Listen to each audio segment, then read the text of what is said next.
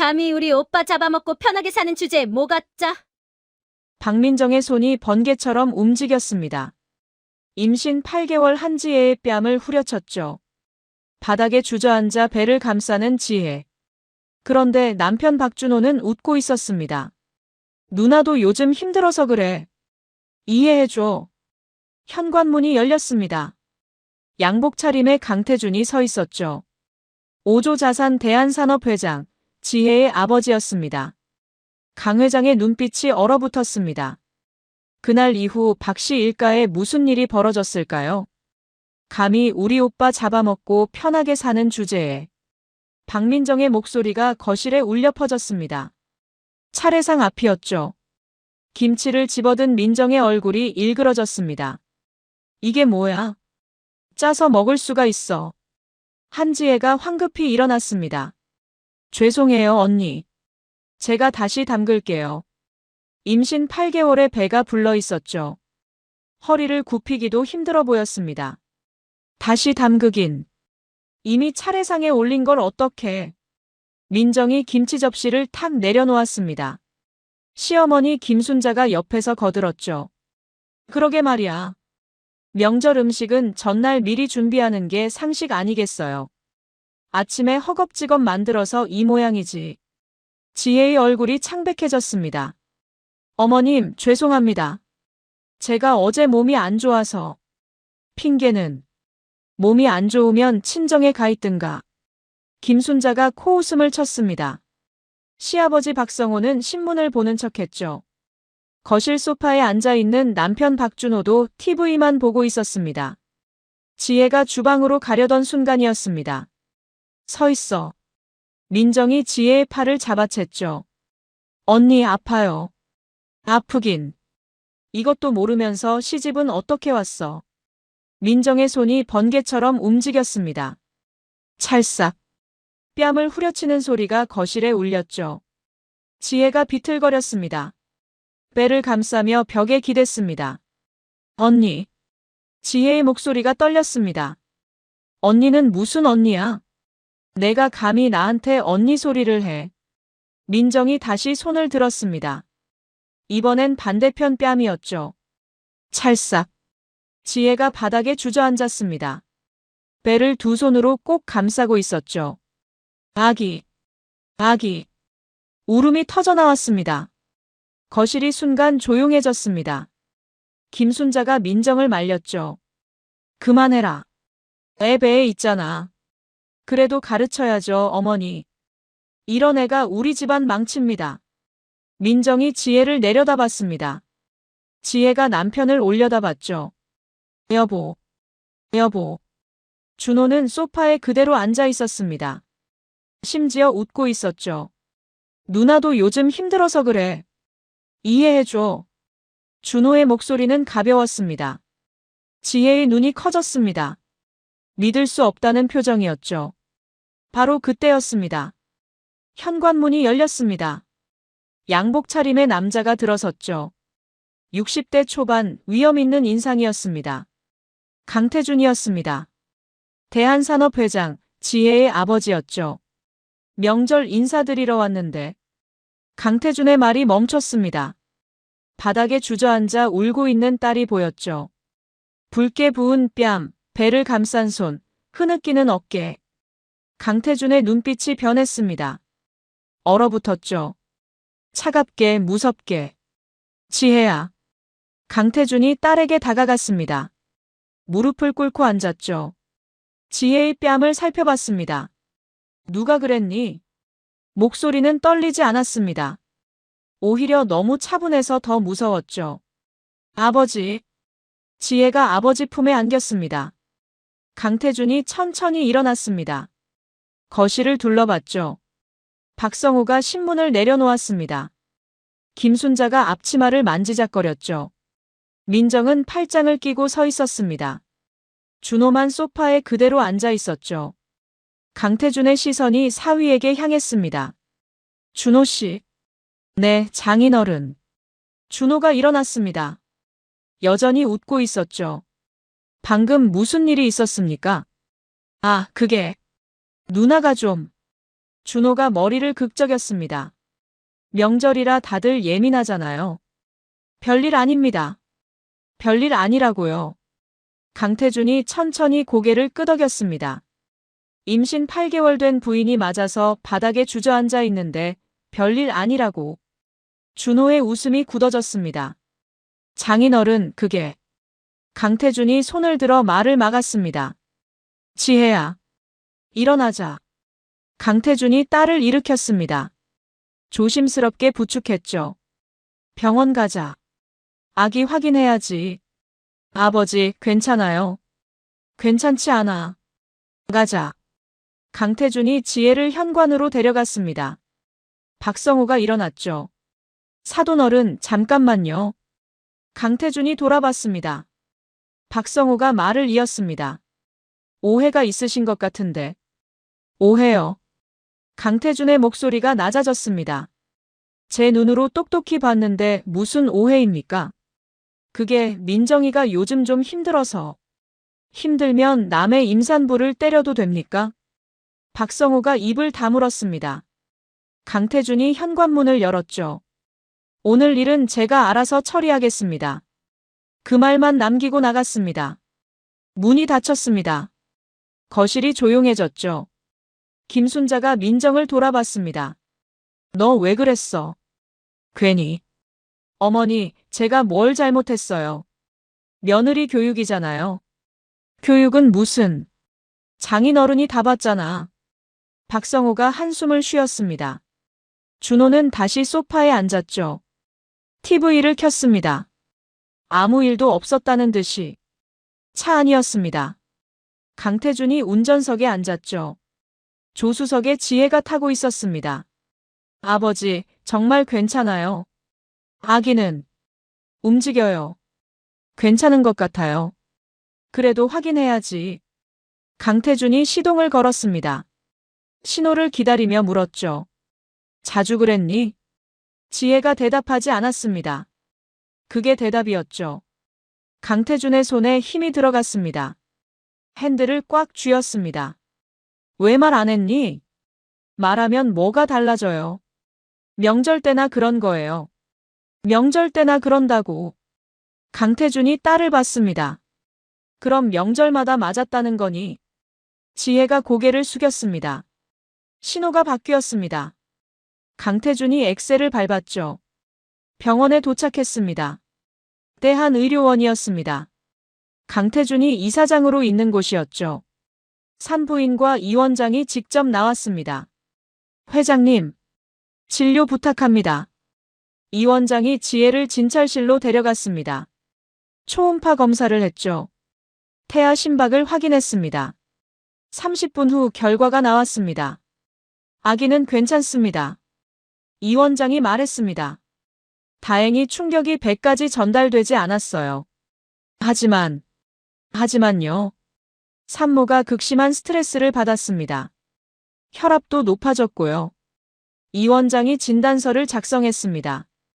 급성 스트레스 반응, 태아 저체중 위험. 진단서를 강태준에게 건넸죠. 안정이 필요합니다. 스트레스 환경에서 벗어나야 해요. 강태준이 진단서를 받았습니다. 알겠습니다. 병원을 나왔습니다.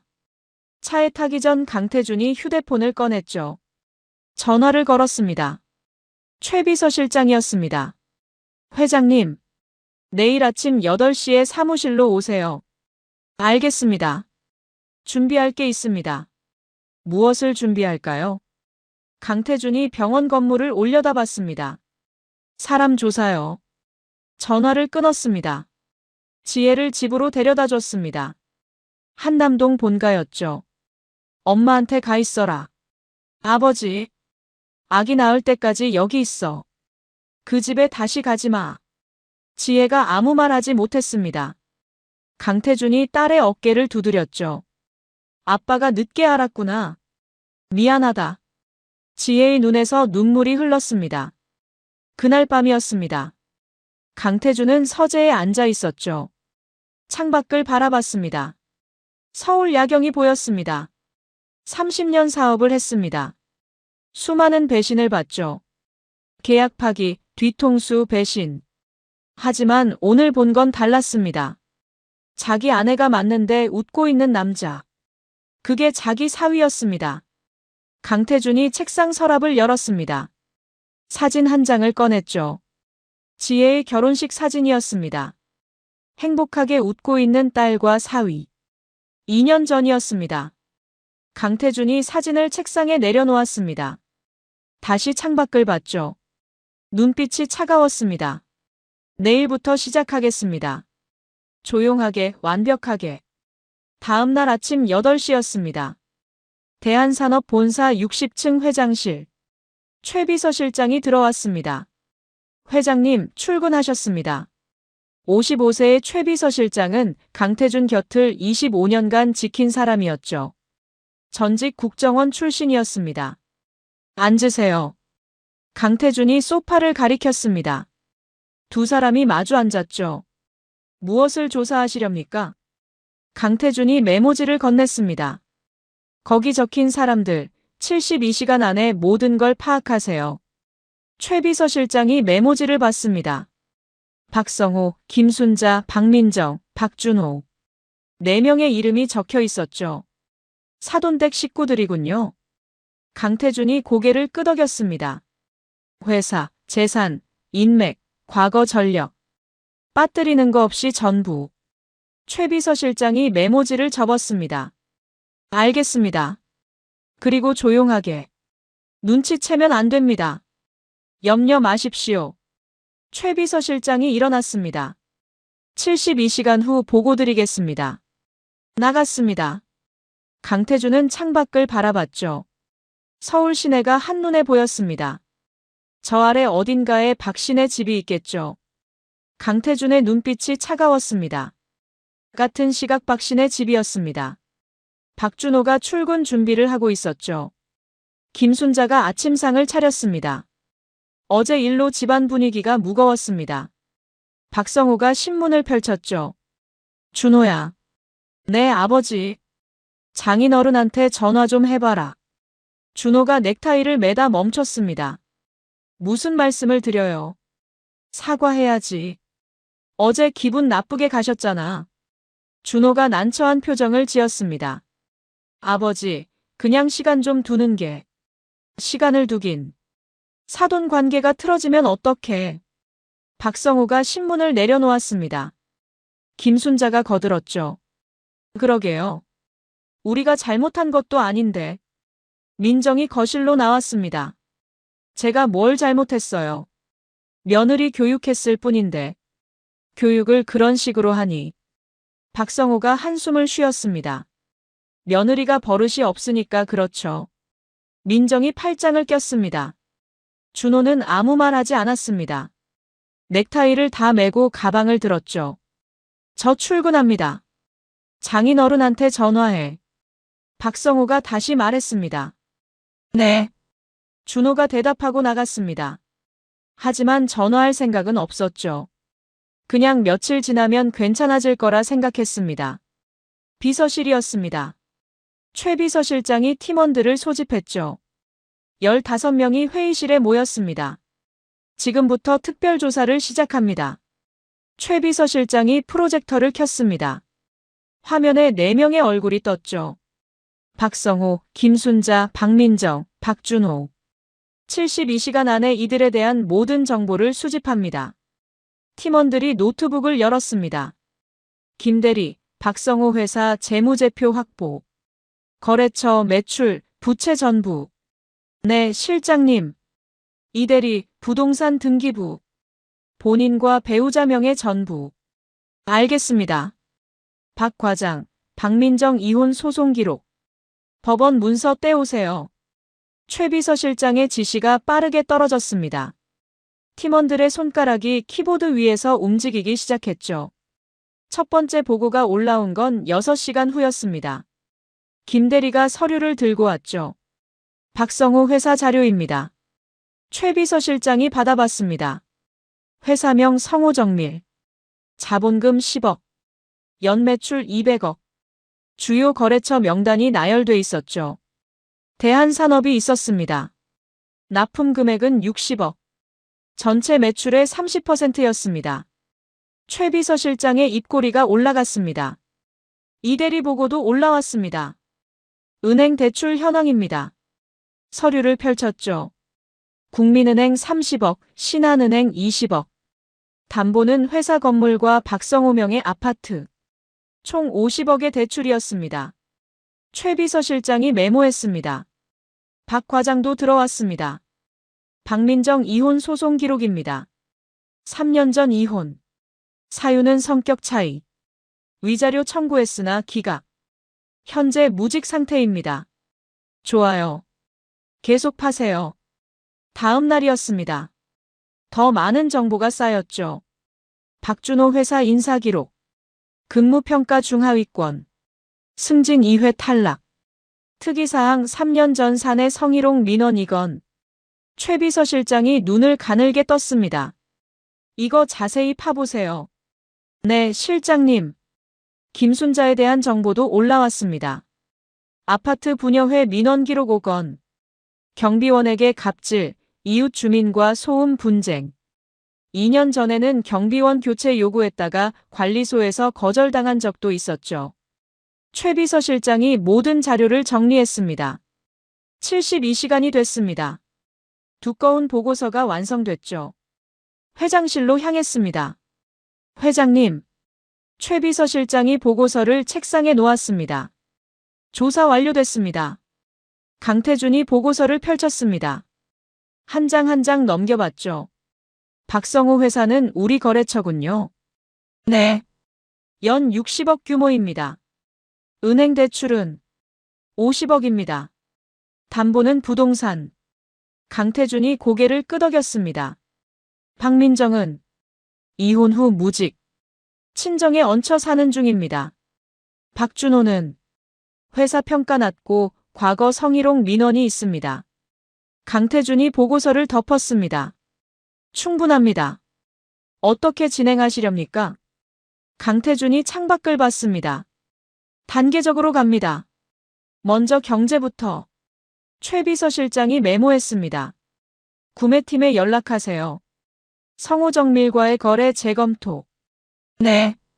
그리고 은행. 강태준이 최 비서실장을 봤죠. 우리 주거래 은행이 어딥니까? 국민, 신한, 우리은행입니다. 그 은행장들 이번 주 안에 만나고 싶습니다. 알겠습니다. 최 비서실장이 일어났습니다. 조용하게, 그들이 눈치채지 못하게. 염려 마십시오. 나갔습니다. 강태준은 다시 보고서를 폈습니다. 박준호의 사진을 봤죠. 결혼식 때 본 얼굴이었습니다. 그때는 몰랐습니다. 이 사람이 자기 아내가 맞아도 웃을 사람인지. 보고서를 덮었습니다. 서랍에 넣었죠. 시작됐습니다. 이틀 후였습니다. 대한산업 구매팀장이 전화를 걸었습니다. 여보세요, 박 대표님. 박성호가 받았죠. 아, 김 팀장님. 무슨 일이십니까? 다음 분기 계약 건인데요. 네, 말씀하세요. 죄송합니다만 재검토가 필요할 것 같습니다. 박성호의 손이 멈췄습니다. 재검토요. 갑자기 왜요? 본사 방침입니다. 협력사 재편성이 있어서요. 하지만 저희는 10년째 거래하지 않았습니까? 그래서 더 죄송합니다. 양해 부탁드립니다. 전화가 끊어졌습니다. 박성호가 핸드폰을 내려다봤습니다.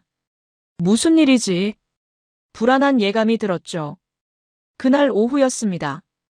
은행에서 전화가 왔습니다. 국민은행이었죠. 박 대표님, 대출 건으로 연락드렸습니다. 네, 말씀하세요. 만기가 다음 달인데요. 연장이 어려울 것 같습니다. 박성호가 의자에서 일어났습니다. 어려우면 어떡합니까? 늘 연장했잖아요. 본부 방침이 바뀌었습니다. 리스크 관리 강화 지시가 내려왔어요. 30억을 당장 어떻게 갚습니까? 그건 저희 돈 안 처하지만. 은행 직원의 목소리가 미안해 보였습니다. 최대한 빨리 상환 계획 세워주세요. 전화가 끊어졌습니다. 박성호가 책상에 주저앉았습니다. 같은 날 신한은행에서도 전화가 왔습니다. 똑같은 내용이었죠. 대출 연장 불가. 조기 상환 요청. 박성호는 알았습니다. 이건 우연이 아니라고. 누군가 자신을 타깃으로 하고 있다고. 그날 저녁 집에 돌아왔습니다. 김순자가 물었죠. 왜 그래? 얼굴이 왜 그래? 회사가. 박성호가 소파에 주저앉았습니다. 대한산업이 계약을 끊었어. 은행도 대출 회수하겠대. 김순자의 얼굴이 굳어졌습니다. 그게 무슨 소리야? 모르겠어. 갑자기 이러는데. 민정이 나왔습니다. 갑자기는 무슨. 타이밍 봐. 박성호가 딸을 봤죠. 며느리 일 터지고 바로 이러잖아. 장인어른이 한 거야. 민정이 확신에 찬 목소리로 말했습니다. 설마. 박성호가 고개를 저었습니다. 하지만 마음 한구석에선 알고 있었죠. 민정 말이 맞을지도 모른다고. 그날 밤 박성호는 잠을 이루지 못했습니다. 천장을 바라보며 생각했습니다. 60억 계약이 날아갔습니다. 50억 대출을 갚아야 했죠. 회사가 버틸 수 있을까? 불안이 엄습했습니다. 일주일이 지났습니다. 박성호는 사무실에 앉아 있었죠. 책상 위에 서류가 쌓여 있었습니다. 거래처 해지 통보서였습니다. 대한산업뿐만 아니었죠. 다른 대기업들에서도 연락이 왔습니다. 입찰 탈락 통보였습니다. 박성호가 전화를 걸었죠. 여보세요, 이 상무님. 저번 입찰 건인데요. 죄송합니다, 박 대표님. 이번엔 다른 업체로 결정됐습니다. 하지만 저희 견적이 제일 낮았는데요. 가격만이 전부는 아니잖아요. 상무의 목소리가 어색했습니다. 그럼 다음에는? 다음에 또 기회가 있겠죠. 전화가 끊어졌습니다. 박성호는 알았습니다. 다음은 없다는 걸. 경리팀장이 들어왔습니다. 대표님, 이번 달 자재비 입금이 밀렸습니다. 얼마나? 3억입니다. 박성호가 한숨을 쉬었죠. 다음 주까지 기다려달라고 해. 이미 2달째입니다. 업체에서 거래 중단하겠답니다. 박성호가 머리를 감쌌습니다. 알았어. 내가 직접 연락해 볼게.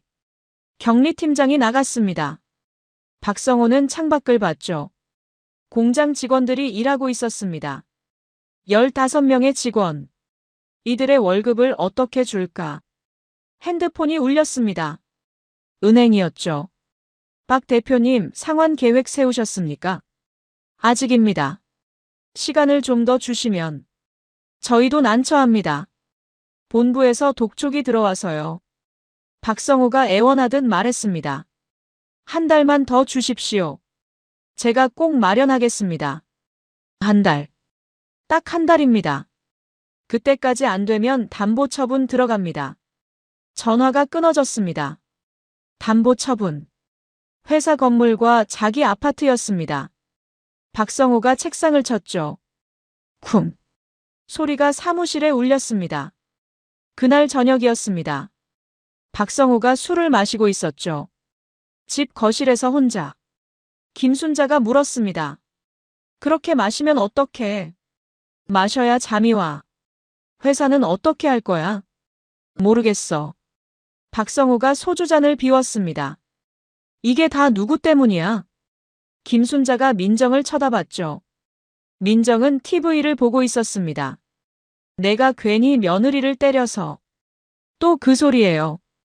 제가 뭘 잘못했어요? 잘못 안 했으면 이렇게 됐겠니? 김순자의 목소리가 높아졌습니다. 민정이 일어났죠. 그럼 어머니는 뭐 하셨어요? 옆에서 보고만 계셨잖아요. 김순자가 벌떡 일어났습니다. 지금 엄마한테 대드는 거니? 대드는 게 아니라 사실을 말하는 거죠. 두 사람이 언성을 높였습니다. 박성호가 소리쳤죠. 그만들 해. 시끄러워. 거실이 조용해졌습니다. 박성호가 다시 술을 따랐습니다. 준호는 방에 있었죠. 헤드폰을 끼고 음악을 듣고 있었습니다. 밖에서 들리는 소리를 듣고 싶지 않았습니다. 핸드폰을 꺼냈습니다. 지혜에게 문자를 보냈죠. 여보, 나야. 요즘 어때? 아기는 괜찮아. 전송 버튼을 눌렀습니다. 읽음 표시가 떴습니다. 하지만 답장은 오지 않았죠. 준호가 한숨을 쉬었습니다. 며칠만 지나면 괜찮아질 거라 생각했습니다. 하지만 괜찮아지지 않았죠. 다음 주였습니다. 직원 월급날이었습니다. 격리팀장이 박성호를 찾아왔죠. 대표님, 월급 입금 어떻게 하시겠습니까? 통장 잔고가 얼마나? 2천만 원입니다. 박성호가 계산기를 두드렸습니다. 월급 총액은 5천만 원이었죠. 3천이 부족했습니다. 이번 달은 절반만 주고 다음 달에 몰아서. 직원들이 가만히 있겠습니까? 그래도 방법이 없잖아. 박성호가 손으로 얼굴을 감쌌습니다. 격리팀장이 나갔습니다. 오후에 월급이 입금됐습니다. 절반만. 직원들이 술렁이기 시작했죠. 왜 반만 들어왔어요? 대표님이 어렵다고 하셨어요. 회사 망하는 거 아냐? 수군거리는 소리가 공장에 퍼졌습니다. 저녁이 됐습니다. 직원 3명이 사표를 냈습니다. 박성호가 붙잡았죠. 조금만 기다려줘. 다음 달엔 꼭 정상화할게. 대표님, 저희도 먹고 살아야죠. 직원이 고개를 저었습니다. 미안합니다. 3명이 나갔습니다. 박성호는 빈 공장을 바라봤죠. 15명이던 직원이 12명으로 줄었습니다. 한 달 후였습니다. 상황은 더 나빠졌죠. 월급을 또 절반만 줬습니다. 5명이 더 나갔습니다. 자재업체가 공급을 중단했습니다. 생산이 멈췄죠. 은행에서 최후 통첩이 왔습니다. 이번 주 금요일까지 30억 상환하지 않으면 담보 경매 신청하겠다고. 박성호가 은행을 찾아갔습니다. 무릎을 꿇다시피 했죠. 지점장님, 제발 한 번만 더 기회를 주십시오. 저희도 어쩔 수 없습니다. 본부 결정이에요. 제발입니다. 박성호의 목소리가 떨렸습니다. 지점장이 고개를 저었죠. 죄송합니다. 박성호가 은행을 나왔습니다. 주차장에서 차 안에 앉았습니다. 핸들에 이마를 기댔죠. 30년 일군 회사였습니다. 하루아침에 무너지고 있었습니다. 핸드폰을 꺼냈습니다. 강태준에게 전화를 걸었죠. 신호음이 울렸습니다. 1번, 2번, 3번. 맞지 않았습니다. 다시 걸었습니다. 또 받지 않았죠. 박성호는 알았습니다. 받을 생각이 없다는 걸. 집으로 돌아왔습니다. 김순자가 물었죠. 어떻게 됐어? 안 돼. 다 안 돼. 박성호가 소파에 쓰러졌습니다. 회사 망하는 거야. 김순자의 얼굴이 하얗게 질렸습니다. 망한다니. 그게 무슨 소리야? 은행이 담보 경매 신청한대. 이번 주 안에. 그럼 우리 집도. 그래, 집도 날아가. 박성호가 눈을 감았습니다. 민정이 방에서 나왔죠. 이게 다 며느리 집안 때문이잖아요. 닥쳐. 박성호가 소리쳤습니다. 내가 그렇게 만들어 놓고 무슨 소리야? 민정이 움찔했습니다. 저는 그냥 뭐, 임산부를 때렸잖아. 그것도 장인어른 앞에서. 박성호가 일어났습니다. 너 때문에 우리 가족이 다 망했어. 민정의 눈에 눈물이 고였습니다. 저도 그럴 줄 알았으면 뭐. 이미 늦었어. 박성호가 방으로 들어갔습니다. 쿵. 문 닫는 소리가 울렸죠. 거실이 조용해졌습니다. 김순자가 소파에 주저앉았습니다. 민정은 자기 방으로 들어갔죠. 침대에 누웠습니다. 천장을 바라봤습니다. 눈물이 흘렀습니다. 정말 자기 잘못일까? 그냥 며느리 교육을 한 건데. 하지만 결과는 명확했습니다. 가족이 무너지고 있었죠. 금요일이 됐습니다. 은행 앞이었습니다. 박성호가 서 있었죠. 마지막 시도를 하려고 왔습니다. 지점장실 문을 두드렸습니다. 들어오세요. 박성우가 들어갔습니다. 지점장이 서류를 보고 있었죠. 박 대표님, 지점장님, 일주일만 더 주십시오. 제발. 박성우가 고개를 숙였습니다. 지점장이 한숨을 쉬었죠. 박 대표님, 이미 결정된 사항입니다. 서류 한 장을 건넸습니다. 담보 경매 신청서였습니다. 오늘 오후에 법원에 제출됩니다. 박성우가 서류를 받았습니다. 손이 떨렸죠. 죄송합니다. 지점장이 고개를 숙였습니다. 박성우가 은행을 나왔습니다. 햇빛이 눈부셨습니다. 하지만 박성우의 세상은 어두웠죠. 회사로 돌아왔습니다. 직원들을 모았습니다. 남은 7명이 사무실에 모였죠. 박성우가 입을 열었습니다. 여러분, 목소리가 떨렸습니다. 회사가 어렵습니다. 더 이상 버틸 수 없을 것 같습니다. 직원들이 술렁였죠. 정리할 겁니다. 다음 주부터 문 닫습니다. 직원 한 명이 물었습니다. 밀린 월급은요? 박성우가 고개를 숙였습니다. 최선을 다해 갚겠습니다. 시간을 주십시오. 직원들의 얼굴이 굳어졌습니다. 박성우가 90도로 허리를 숙였죠. 죄송합니다. 직원들이 하나둘 나가기 시작했습니다. 사무실이 텅 비었습니다. 박성우는 혼자 남았죠. 창밖을 바라봤습니다. 30년이 이렇게 끝나는구나. 눈물이 흘렀습니다. 그날 밤 강태준의 서재였습니다. 최 비서실장이 보고했죠. 성호정밀, 다음 주 폐업 예정입니다. 강태준이 고개를 끄덕였습니다. 다음 단계 준비하세요. 무엇을 준비할까요? 강태준이 창밖을 봤습니다. 법적 조치입니다. 일주일이 지났습니다. 한지혜가 변호사 사무실에 있었죠. 대한 법무법인이었습니다. 김 변호사가 앞에 앉아 있었습니다. 45세의 베테랑 변호사였죠. 고소 진행하시겠습니까? 지혜가 고개를 끄덕였습니다. 네. 김 변호사가 서류를 펼쳤죠. 폭행치상으로 갑니다. 피고소인은 박민정 씨. 지혜가 서류를 받아봤습니다. 손이 떨렸습니다. 괜찮으시겠습니까? 김 변호사가 물었죠. 괜찮아요. 지혜의 목소리는 단호했습니다. 더 이상 참지 않을 겁니다. 알겠습니다. 준비하겠습니다. 김 변호사가 서류를 정리했습니다. 병원 진단서, 목격자 진술서 준비하시고요. 지혜가 가방에서 서류를 꺼냈죠. 여기 있습니다. 김 변호사가 받아봤습니다. 이 원장 진단서였습니다. 급성 스트레스 반응, 태아 저체중 위험. 충분합니다. 김 변호사가 미소 지었죠. 일주일 안에 고소장 접수하겠습니다. 감사합니다. 지혜가 일어났습니다. 사무실을 나왔죠. 복도에서 아버지를 만났습니다. 강태준이 기다리고 있었습니다. 다 됐니? 네, 아버지. 잘했어. 강태준이 딸의 어깨를 두드렸습니다. 두 사람이 엘리베이터에 탔죠. 준호 회사 일도 진행됐니? 지혜가 아버지를 봤습니다. 무슨 일이요? 3년 전 성희롱 건. 재조사 들어간다고.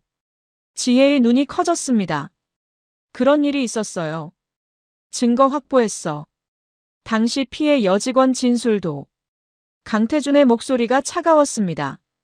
사위 자격이 없는 사람이야. 엘리베이터 문이 열렸습니다. 두 사람이 나왔죠. 같은 시각 준호 회사였습니다. 인사팀에서 연락이 왔습니다. 박 과장님, 잠깐 인사팀으로 오시겠습니까? 준호가 자리에서 일어났습니다. 무슨 일이지? 불안한 예감이 들었죠. 인사팀으로 갔습니다.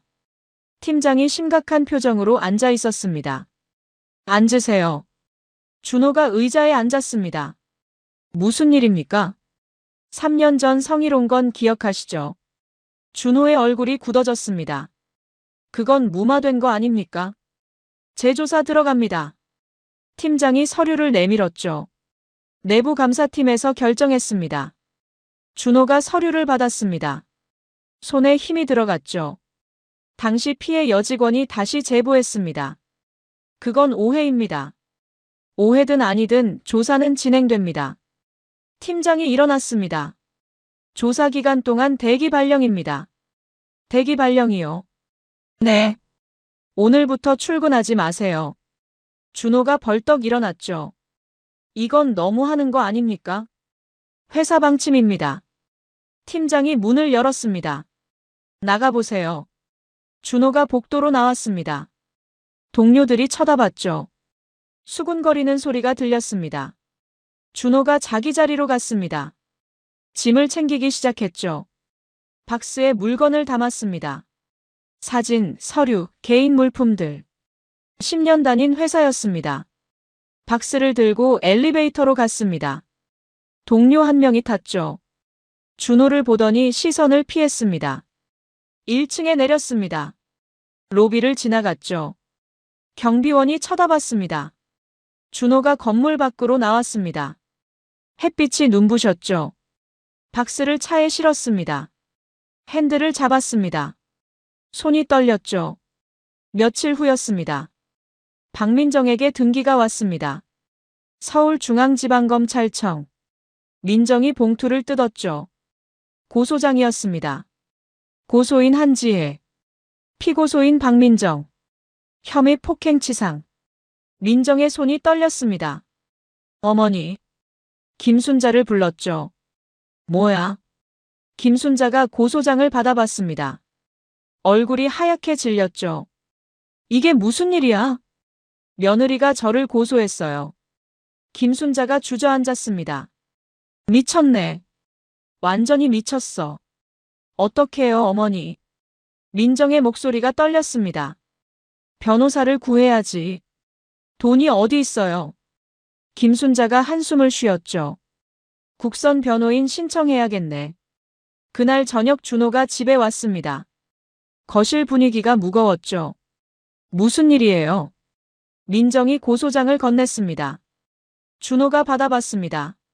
눈이 커졌죠. 누나가 고소당했어요. 민정이 고개를 끄덕였습니다. 준호가 소파에 앉았습니다. 나도 회사에서 잘렸어. 세 사람이 서로를 봤습니다. 박성우가 방에서 나왔죠. 다들 무슨 일이야? 준호가 대답했습니다. 저 대기 발령 당했어요. 조사 들어간대요.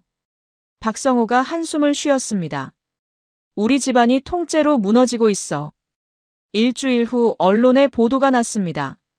재벌 회장 딸 시댁 폭행으로 고소. 포털 사이트 메인에 떴죠. 기사 내용이 자세했습니다. 대한산업 강태준 회장의 무남 동료 한지혜 씨가 신우이를 폭행치상 혐의로 고소했다. 한 씨는 임신 8개월 상태에서 명절 차례상 준비 중 신우이 박민정 씨로부터 폭행을 당한 것으로 알려졌다. 사진도 실렸습니다. 지혜의 결혼식 사진이었죠. 박민정 얼굴은 모자이크가 없었습니다. 댓글이 달리기 시작했죠. 임산부를 때리다니 인간이 아니네요. 재벌 며느리라고 무시한 거 아닌가요? 시댁 식구들 정신 상태 의심됩니다. 댓글이 수백 개씩 달렸습니다. 대부분 박 씨 일가를 비난하는 내용이었죠. 민정이 핸드폰으로 기사를 봤습니다. 얼굴이 그대로 나와 있었죠. 손이 떨렸습니다. 마트에 가기가 두려웠습니다. 아는 사람 만나면 어떡하지? 집에만 있었죠. 준호도 기사를 봤습니다. 회사 동료들에게 연락이 왔습니다. 이거 너 관련된 거 맞지? 기사 봤어. 장인어른이 재벌이었어. 연락이 쏟아졌습니다. 준호는 답장하지 않았죠. 핸드폰을 꺼버렸습니다. 며칠 후 추가 기사가 났습니다. 재벌 며느리 폭행 남편, 과거 성희롱 의혹. 준호의 과거가 보도됐습니다. 3년 전 여직원 성희롱 사건. 당시 돈으로 무마됐다는 내용. 새로운 증거가 나왔다는 보도. 준호의 회사 이름까지 나왔죠. 핸드폰이 불났습니다. 지인들의 연락이었습니다. 준호는 받지 않았죠. 방에 틀어박혔습니다. 박성호도 기사를 봤습니다. 회사 이름까지 나왔습니다. 성호정밀 박성호 대표의 딸과 아들. 공장 앞을 지나가던 사람들이 쳐다봤죠. 수군거렸습니다. 박성호는 고개를 숙이고 들어갔습니다. 일주일 후 재판 날짜가 잡혔습니다. 민정에게 출석 통지서가 왔죠. 김순자가 함께 법원에 갔습니다. 법정에 들어갔습니다. 반대편에 지혜가 앉아 있었죠. 변호사 3명이 함께 있었습니다. 민정 옆에는 국선 변호인 1명뿐이었습니다. 재판장이 들어왔습니다. 모두 일어나 주십시오. 여성 판사였죠. 사건 심리를 시작하겠습니다. 검사가 증거를 제출했습니다. 병원 진단서, 사진, 목격자 진술서. 판사가 하나씩 확인했습니다. 피고인 측 변론 있습니까? 국선 변호인이 일어났죠. 피고인은 깊이 반성하고 있습니다. 하지만 증거는 명확했습니다. 재판은 한 달 동안 3번 열렸죠. 마지막 재판 날이었습니다. 판사가 판결문을 읽었습니다. 피고인 박민정은 임신 8개월인 피해자를 폭행해 상해를 입혔습니다. 가정 내 폭력이라는 점에서 죄질이 나쁩니다. 징역 1년에 집행유예 2년을 선고합니다. 민정이 주저앉았습니다. 집행유예. 그래도 전과자가 되는 거였죠. 법정을 나왔습니다. 기자들이 몰려들었습니다. 사과 한마디 하시죠. 플래시가 터졌죠. 민정이 손으로 얼굴을 가렸습니다. 김순자가 민정을 끌고 나왔습니다. 차에 탔죠. 집으로 가는 내내 말이 없었습니다. 그날 저녁 뉴스에 나왔습니다. 재벌 며느리 폭행 사건 1심 선고. 민정의 얼굴이 화면에 나왔죠. 모자이크 없이. 박신의 식구들이 TV를 봤습니다. 아무도 말하지 않았죠. 준호는 다음 날 회사에서 연락을 받았습니다. 징계위원회 결과 통보입니다. 준호가 인사팀에 갔습니다. 팀장이 서류를 건넸죠. 징계 결과 해고. 준호의 손이 떨렸습니다. 이해 신청하시겠습니까? 팀장이 물었죠. 준호는 고개를 저었습니다. 소용없다는 걸 알았습니다. 회사를 나왔습니다. 다시는 돌아오지 않을 곳이었죠. 한 달이 지났습니다. 박성호는 빈 공장에 홀로 앉아 있었죠. 직원들은 모두 떠났습니다. 기계도 멈춰 있었습니다. 문이 열렸습니다. 법원 집행관이 들어왔죠. 박성호 대표님이십니까? 네. 담보 경매 집행 나왔습니다. 박성호가 일어났습니다. 집행관이 서류를 건넸죠. 이 건물은 다음 주 화요일 경매에 붙여집니다. 박성호가 서류를 받았습니다.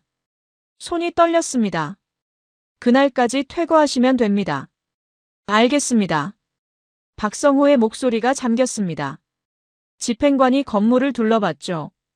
사진을 찍기 시작했습니다. 박성호는 그 모습을 지켜봤습니다.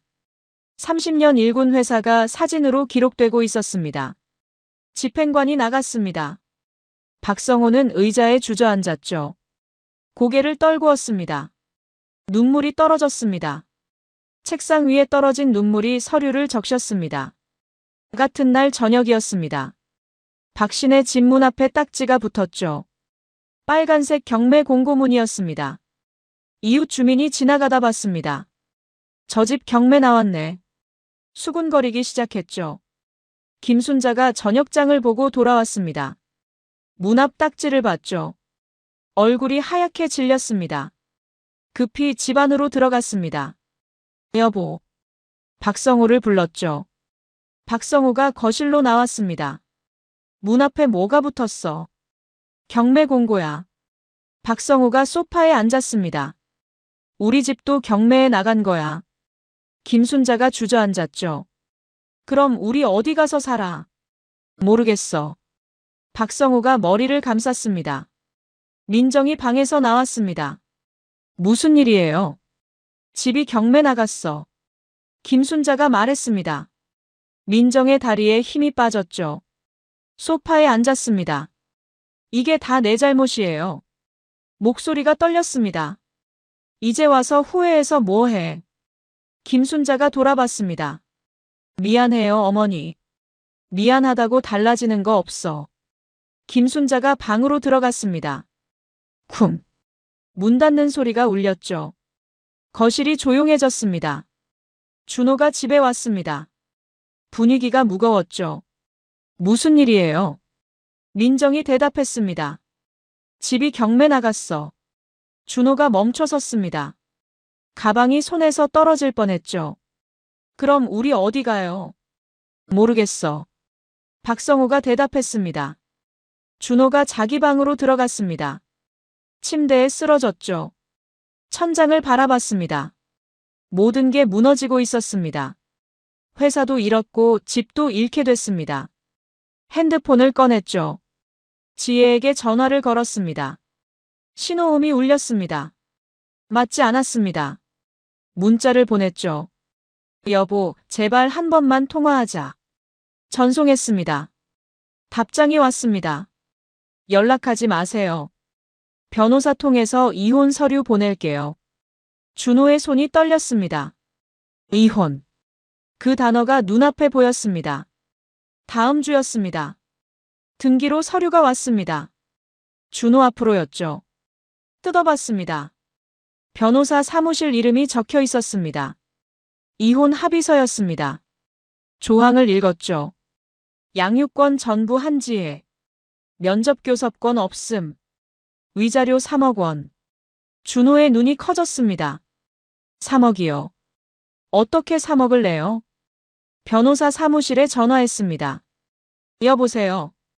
박준호 씨시죠? 네. 이혼 서류 받았는데요. 위자료가 너무 과한 것 같습니다. 협의 불가능합니다. 변호사의 목소리가 차갑게 들렸죠.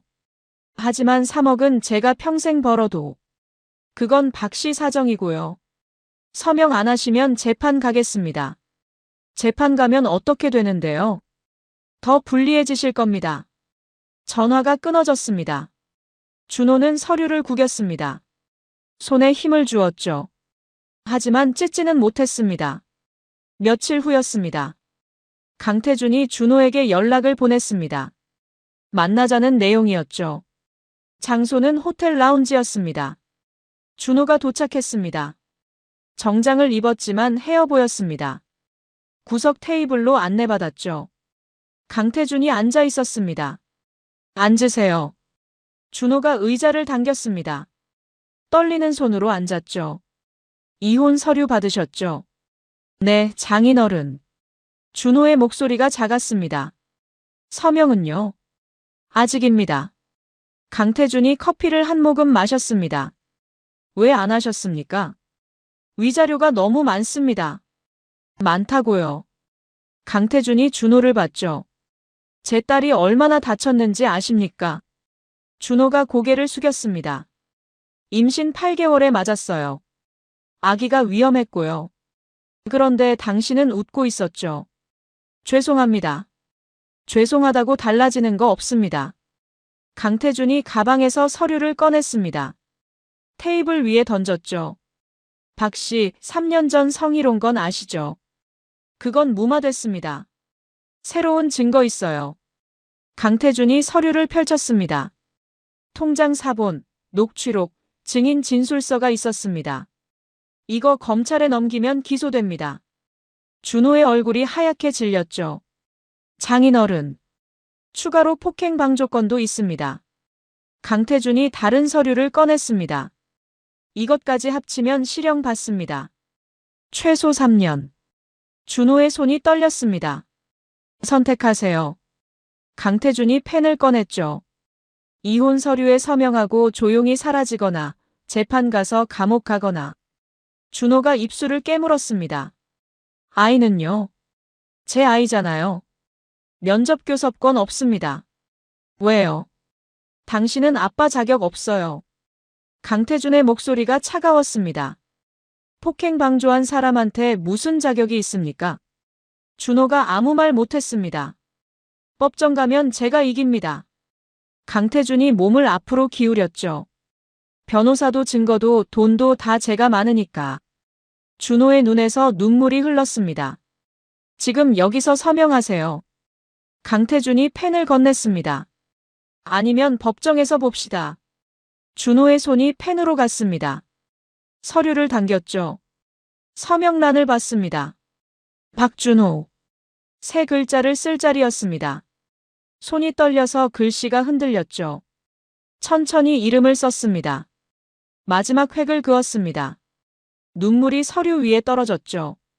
강태준이 서류를 가져갔습니다. 확인하고 가방에 넣었습니다. 앞으로 제 딸과 손주에게 연락하지 마세요. 일어났습니다. 근처에도 얼씬거리지 마시고요. 준호는 고개를 숙인 채 앉아 있었습니다. 강태준이 걸어나갔죠. 하이힐 소리가 라운지에 울렸습니다. 준호는 혼자 남았습니다. 빈 커피잔만 테이블 위에 있었죠.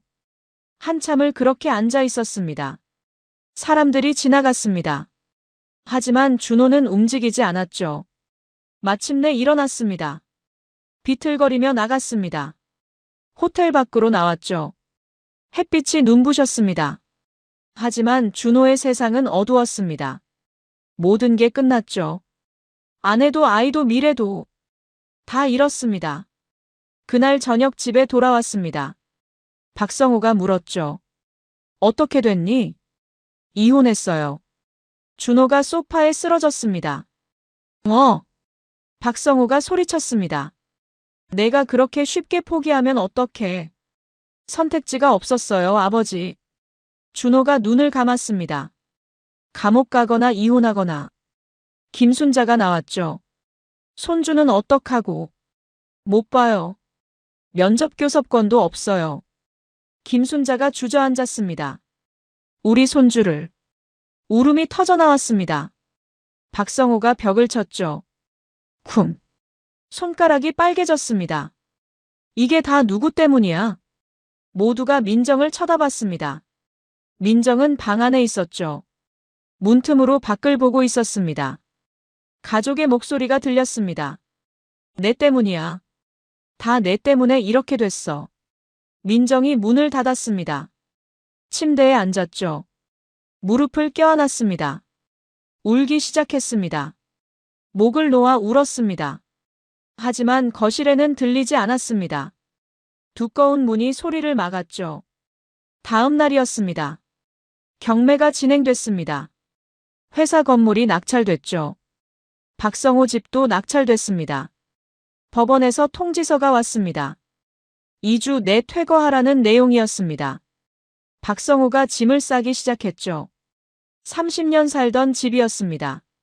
추억이 담긴 물건들이 많았습니다. 하지만 가져갈 수 있는 건 별로 없었죠. 김순자가 옷을 정리했습니다. 눈물을 흘리며 박스에 담았습니다. 민정도 자기 방을 정리했습니다. 준호도 짐을 쌌죠. 가족 모두가 박스를 쌌습니다. 말없이. 이틀 후였습니다. 이사날이었습니다. 작은 트럭 한 대가 왔죠. 짐을 실었습니다. 많지 않았습니다. 박스 10개 정도였습니다. 새 집은 월세였습니다. 작은 빌라였죠. 방 2개에 거실 하나. 좁았습니다. 하지만 여기라도 있어서 다행이었습니다. 짐을 풀었습니다. 가족이 거실에 모였죠. 아무도 말하지 않았습니다. 박성호가 입을 열었습니다. 우리 다시 일어서자. 어떡해요? 준호가 물었죠. 모르겠다. 하지만 포기할 순 없잖아. 박성호의 목소리에 힘이 없었습니다. 김순자가 고개를 끄덕였습니다. 그래, 그래야지. 하지만 앞이 보이지 않았습니다. 한 달이 지났습니다. 박성호는 일자리를 찾고 있었죠. 이력서를 넣었습니다. 하지만 연락이 오지 않았습니다. 나이가 문제였습니다. 67세. 어느 회사도 뽑으려 하지 않았죠. 김순자는 식당 설거지 일을 구했습니다. 하루 4시간.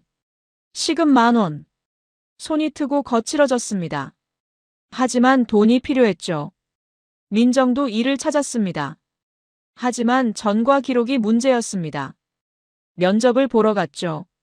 사장님이 물었습니다. 전과 있으세요? 민정이 고개를 끄덕였습니다. 무슨 죄명인데요? 폭행치상입니다. 사장님의 얼굴이 굳어졌죠. 죄송한데 저희는 어렵겠네요. 민정이 나왔습니다. 5곳을 돌았지만 모두 같았습니다. 준호는 편의점 알바를 시작했습니다. 야간이었죠. 시급 10,000원. 밤 11시부터 아침 7시까지. 진열대를 정리했습니다. 계산대에 앉아 있었죠. 손님이 들어왔습니다.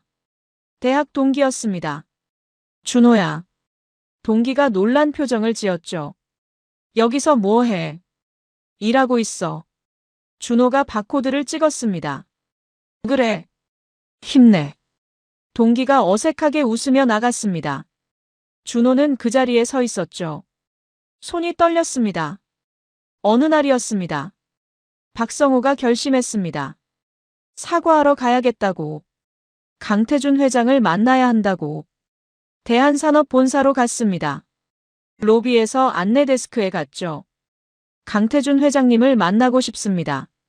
예약 있으십니까? 없습니다. 하지만 꼭 만나야 합니다. 직원이 전화를 걸었습니다. 잠시 후 경비원이 왔죠. 죄송합니다만 나가주셔야겠습니다. 제발 5분만이라도. 안 됩니다. 경비원이 박성호를 로비 밖으로 데려갔습니다. 박성호는 건물 앞에 섰습니다. 올려다봤죠. 60층 건물이었습니다. 저 위 어딘가에 강태준이 있을 거였습니다. 하지만 만날 수 없었죠. 집으로 돌아왔습니다. 김순자가 물었습니다. 어떻게 됐어? 안 만나줘. 박성호가 소파에 앉았죠. 그럼 어떡해? 모르겠어. 다음 날 김순자가 나섰습니다. 지혜 친정집으로 갔죠. 한남동 대저택이었습니다. 경비실에서 막혔습니다. 어디 가시는 겁니까? 아내 사는 따님을 만나러 왔습니다. 성함이 어떻게 되십니까? 한지혜 씨요. 경비원이 전화를 걸었죠. 잠시 후 고개를 저었습니다. 안 된답니다. 제발 5분만이라도. 안 됩니다. 돌아가 주세요. 김순자가 경비실 앞에 섰습니다. 움직이지 않았죠. 1시간을 그렇게 서 있었습니다. 경비원이 다시 나왔습니다. 여기 서 계시면 저희가 곤란합니다. 저 사과하러 왔어요. 김순자의 목소리가 떨렸죠. 알겠습니다만 지금은 안 됩니다. 김순자가 돌아갔습니다. 고개를 숙인 채 민정은 SNS에 사과문을 올렸습니다. 저 박민정입니다. 제가 큰 잘못을 저질렀습니다. 임신 중이던 올케를 폭행했습니다. 변명의 여지가 없습니다. 진심으로 사과드립니다. 올리고 댓글을 봤죠. 악플이 달리기 시작했습니다. 지금 와서 사과해서 뭐해요? 진작 왜 안 그랬어요? 사과로 해결될 문제가 아니죠. 댓글이 수백 개 달렸습니다. 모두 비난이었습니다. 민정이 핸드폰을 던졌죠. 침대에 쓰러졌습니다. 준호는 지혜에게 계속 문자를 보냈습니다. 여보, 나야. 한 번만 만나자. 미안해. 정말 미안해. 아이는 잘 있니? 하루에 10통씩 보냈죠. 답장은 한 번도 오지 않았습니다. 읽음 표시만 떴습니다. 어느 날 지혜 회사 앞에 갔습니다. 대한패션 본사였죠. 로비에서 기다렸습니다. 퇴근 시간이 됐습니다. 직원들이 나오기 시작했죠. 지혜가 보였습니다. 배가 많이 불러 있었습니다. 여보. 준호가 다가갔습니다. 지혜가 멈춰섰죠. 얼굴이 차갑게 굳어졌습니다. 뭐 하러 왔어요? 한 번만 얘기하자. 할 얘기 없어요. 지혜가 돌아섰습니다. 준호가 팔을 잡았죠. 제발. 놔요. 지혜가 팔을 빼냈습니다. 경비원이 달려왔습니다. 여기서 뭐 하시는 겁니까? 준호를 끌어냈죠. 로비 밖으로. 지혜는 엘리베이터에 탔습니다. 돌아보지 않았습니다. 준호는 건물 밖에 서 있었죠. 지혜가 타고 간 엘리베이터를 봤습니다. 숫자가 올라갔습니다. 10층, 20층, 30층. 멈췄습니다. 준호가 고개를 떨구었죠. 그날 이후 다시 가지 않았습니다. 소용없다는 걸 알았습니다. 한 달 후였습니다. 지혜가 아이를 낳았습니다. 건강한 사내 아이였죠. 이름은 강민준. 3.5kg. 뉴스에 작게 났습니다. 대한산업 강태준 회장, 외손주 탄생. 준호가 기사를 봤습니다. 아이 사진은 없었죠. 하지만 아들이라는 건 알 수 있었습니다. 준호의 눈에서 눈물이 흘렸습니다. 자기 아들이었습니다. 하지만 볼 수 없었죠. 만질 수도 안을 수도 없었습니다. 준호는 편의점에서 일했습니다. 진열대를 정리하며 생각했죠. 지금쯤 아이는 뭘 하고 있을까? 울고 있을까? 자고 있을까? 알 수 없었습니다. 그날 밤 퇴근하고 집에 왔습니다. 가족이 거실에 모여 있었죠. 박성우가 말했습니다. 우리 다시 시작해보자. 어떻게요? 준호가 물었습니다. 뭐든 해보는 거야. 식당이든 가게든. 돈이 어디 있어요? 박성우가 통장을 꺼냈습니다. 500만 원 있어. 이걸로 시작하자. 김순자가 고개를 끄덕였죠. 그래, 해보자. 민정도 동의했습니다. 저도 도울게요. 준호만 대답하지 않았습니다. 기력이 없었죠. 하지만 가만히 있을 수만은 없었습니다. 일주일 후 작은 분식집을 계약했습니다. 보증금 300만 원, 월세 50만 원. 좁았지만 시작할 수 있었죠. 테이블 4개, 주방 하나. 가족이 함께 청소했습니다. 오래된 가게였습니다. 때가 잔뜩 끼어 있었죠. 닦고 또 닦았습니다. 일주일 후 문을 열었습니다. 첫 손님이 왔습니다. 김밥 하나요. 김순자가 김밥을 말았죠. 박성우가 계산을 받았습니다. 민정이 서빙했습니다. 준호는 주방에서 설거지했죠. 하루 매출은 8만 원이었습니다. 적었지만 시작이었습니다. 6개월이 지났습니다. 지혜는 대한패션 이사로 승진했죠. 30대 최연소였습니다. 임원 회의실에서 발표하고 있었습니다. 신규 브랜드 런칭 계획입니다. 지혜가 프레젠테이션을 진행했죠. 타겟은 3,040억 킹맘. 합리적 가격의 고품질 의류입니다. 임원들이 고개를 끄덕였습니다.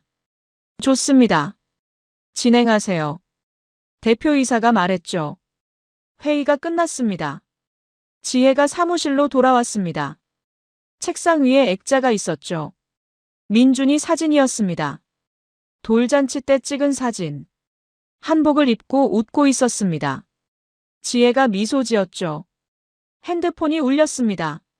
아버지였습니다. 네, 아버지. 오늘 저녁 시간 있니? 네, 괜찮아요. 집에서 저녁 먹자. 민준이도 보고 싶고. 알겠습니다. 전화를 끊었습니다. 퇴근 후 한남동 본가로 갔죠. 현관문을 열고 들어갔습니다. 민준아, 엄마 왔어. 민준이가 뛰어왔습니다. 돌이 지나 걷기 시작했죠.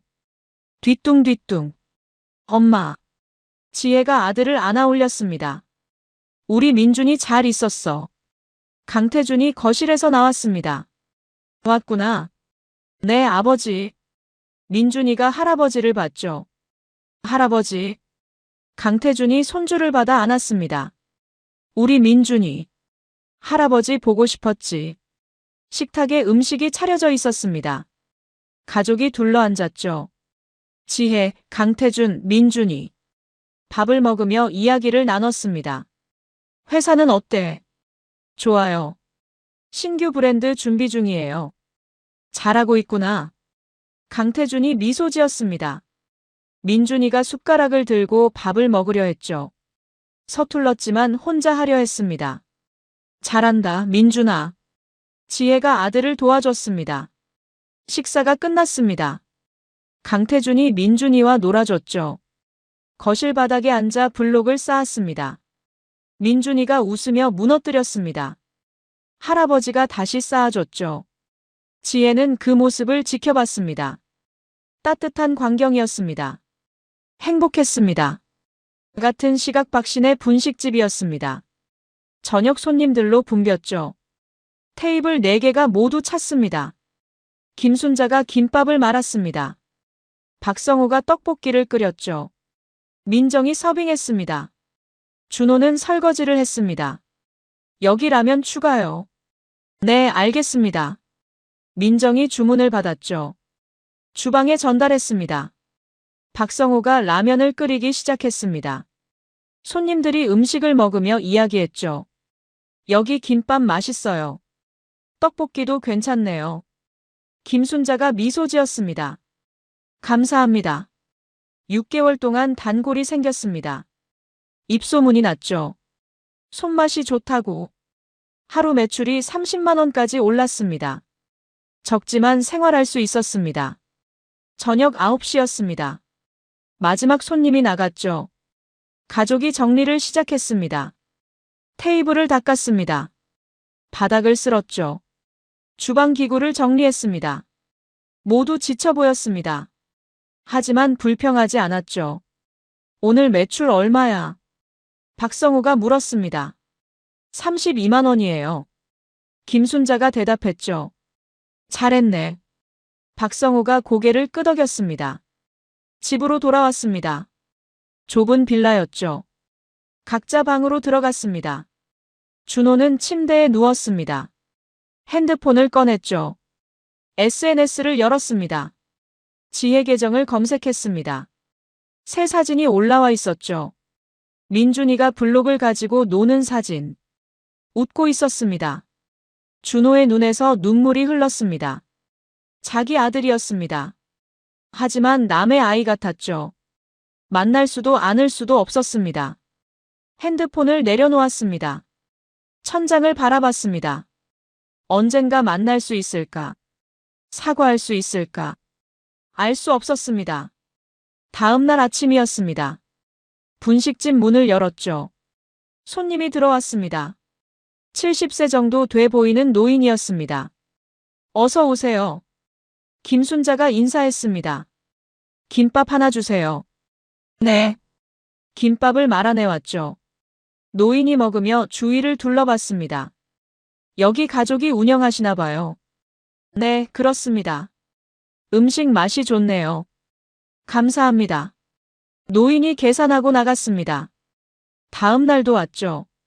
그 다음 날도 왔습니다. 단골이 된 것 같았습니다. 일주일 후였습니다. 노인이 박성호에게 말을 걸었죠.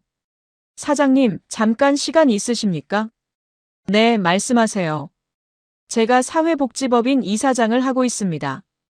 박성호가 관심 있게 들었습니다. 저희 법인에서 식당 사업을 시작하려고 합니다. 네. 혹시 관심 있으십니까? 박성호의 눈이 커졌죠. 저희가요. 네. 음식 솜씨가 좋으시더라고요. 노인이 명함을 건넸습니다. 생각해보시고 연락주세요.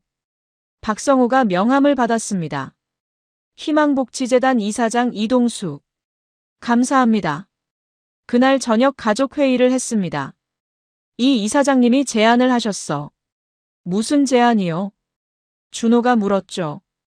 법인 식당을 운영해보라고. 박성호가 명함을 보여줬습니다. 급여도 주시겠대. 공간도 제공하시고. 김순자의 얼굴이 밝아졌습니다. 정말요? 생각해보래. 내일 연락드리기로 했어. 해봐요, 아버지. 민정이 말했죠. 기회잖아요. 박성호가 고개를 끄덕였습니다. 그래, 해보자. 다음 날 이사장에게 연락했습니다. 하겠습니다. 좋습니다. 다음 주에 만나시죠. 일주일 후 재단을 방문했습니다. 넓은 건물이었죠. 1층에 식당 공간이 있었습니다. 여기서 운영하시면 됩니다. 이사장이 안내했죠. 어르신들께 식사 제공하는 겁니다. 박성호가 주위를 둘러봤습니다. 주방이 잘 갖춰져 있었죠. 월급은 이만큼 드리겠습니다. 서류를 건넸습니다. 박성호 부부각 200만 원, 민정 150만 원, 충분했습니다. 감사합니다. 박성호가 허리를 숙였죠. 열심히 하시면 됩니다. 이사장이 미소 지었습니다. 다음 주부터 시작했습니다. 하루 100명 정도의 어르신들이 왔죠. 식사를 제공했습니다. 김밥, 떡볶이, 국수. 어르신들이 좋아했습니다. 맛있네요. 더 주세요. 김순자가 웃으며 더 담아줬죠. 박성호는 주방에서 열심히 일했습니다. 민정도 서빙을 했습니다. 처음으로 보람을 느꼈죠. 한 달이 지났습니다. 월급을 받았습니다. 통장에 550만 원이 들어왔죠. 오랜만에 보는 금액이었습니다. 가족이 저녁을 함께 먹었습니다. 우리 잘하고 있는 것 같아. 박성호가 말했죠. 네, 아버지. 민정이 고개를 끄덕였습니다. 계속 열심히 하자. 김순자가 밥을 떠주며 말했습니다. 준호만 조용했습니다. 편의점 알바는 계속하고 있었죠. 재단 일은 하지 않았습니다. 가족과 함께 있기가 힘들었습니다. 자신 때문에 이렇게 됐다는 생각이 들었죠. 밤마다 편의점에서 일했습니다. 혼자였습니다. 그게 편했습니다. 어느 날 밤이었습니다. 편의점에 손님이 왔죠. 회사 후배였습니다. 선배님. 후배가 놀란 표정을 지었습니다. 여기서 일하세요.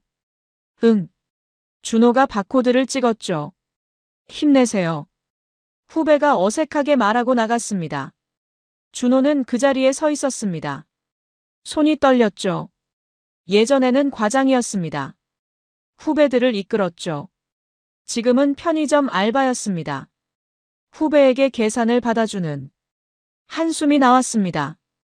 퇴근하고 집에 왔습니다. 새벽 7시였죠. 가족은 이미 나가고 없었습니다. 재단으로 갔을 거였습니다. 혼자 라면을 끓였죠. 먹으며 TV를 켰습니다. 뉴스가 나왔습니다. 대한패션 신규 브랜드 런칭 성공. 화면에 지혜가 나왔습니다. 인터뷰하고 있었죠. 저희는 고객 중심으로 생각합니다. 지혜의 목소리가 자신감 있었습니다. 준호가 리모컨을 들었습니다.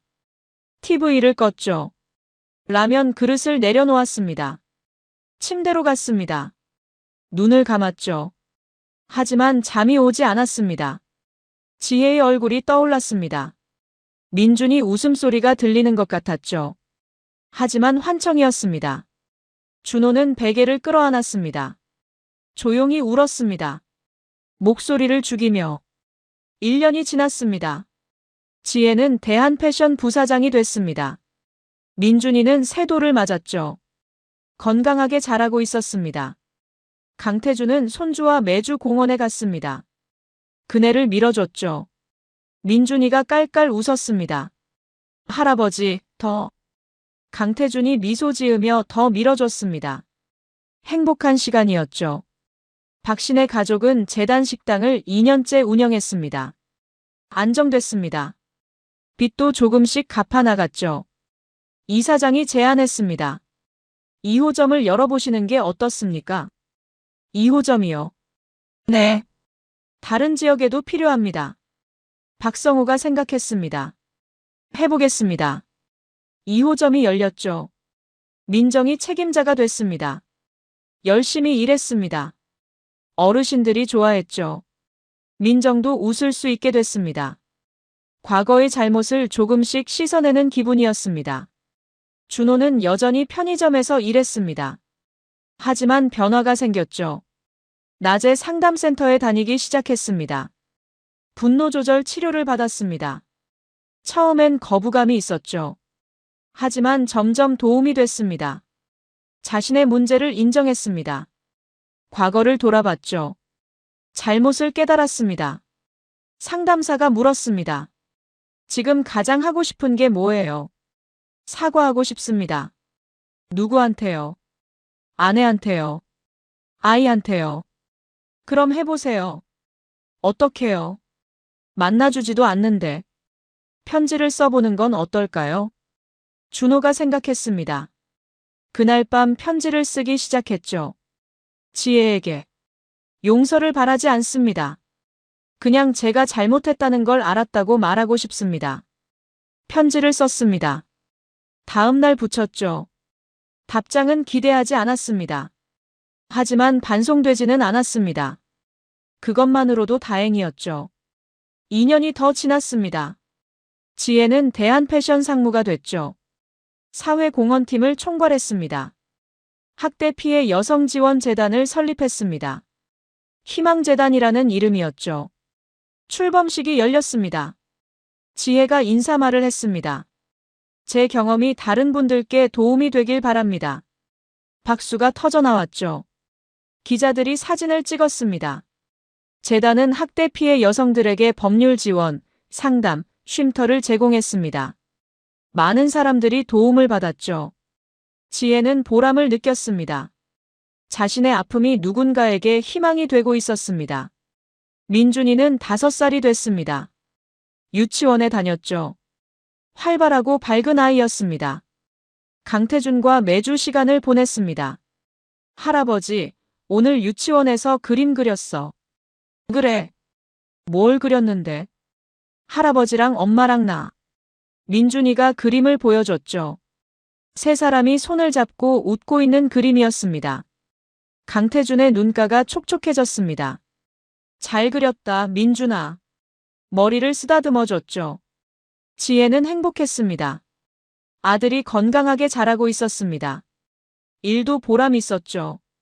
아버지와의 관계도 더 깊어졌습니다.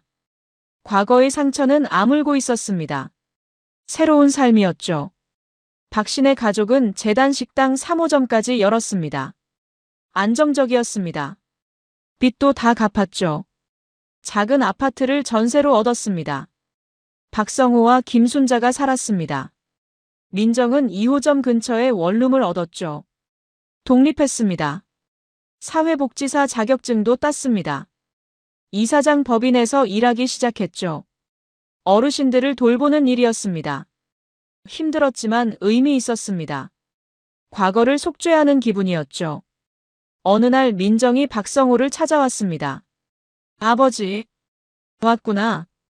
박성호가 차를 내왔습니다. 제가 너무 철없었죠. 민정이 말했습니다. 다 지난 일이야. 아니에요. 제 잘못으로 가족이 다 힘들었잖아요. 박성호가 딸의 손을 잡았죠. 하지만 우리 다시 일어섰잖아. 그걸로 됐어. 민정의 눈에서 눈물이 흘렀습니다. 감사해요, 아버지. 두 사람이 차를 마시며 이야기를 나눴습니다. 준호는 편의점 일을 그만뒀습니다.